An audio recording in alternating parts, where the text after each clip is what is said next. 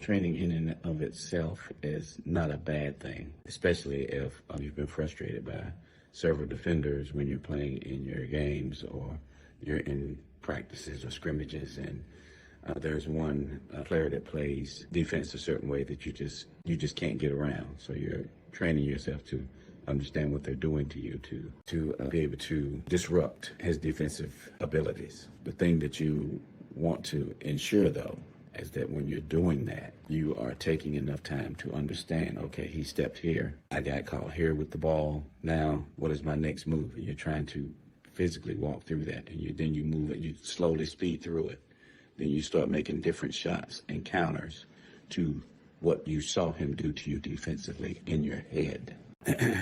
I like helping a kid do certain offensive movements, but always against a defender, never just in space. Space is when you're working on your own time, where you're working with yourself.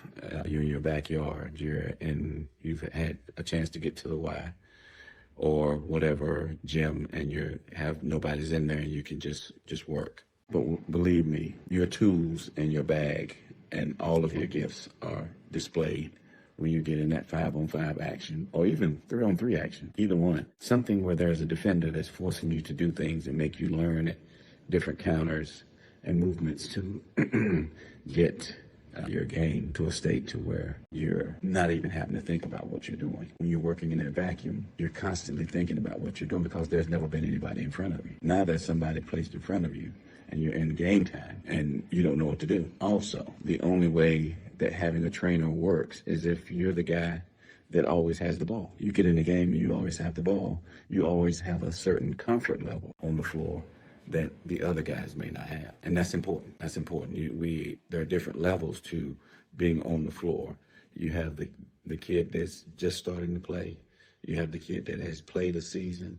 You have the kid that hasn't played a season, but he's a dog, and he's willing to do whatever out on the floor to earn a spot. Then you have the so-called elites, where they've played everywhere because, and they just have it like that, and they can get out into the different tournaments and just hang out and get picked up and learn different things. But they're never truly learning systems or functional movements. They're just playing. I'll circle back to that one at a later date. But training in and of itself is a good thing when used as the proper tool.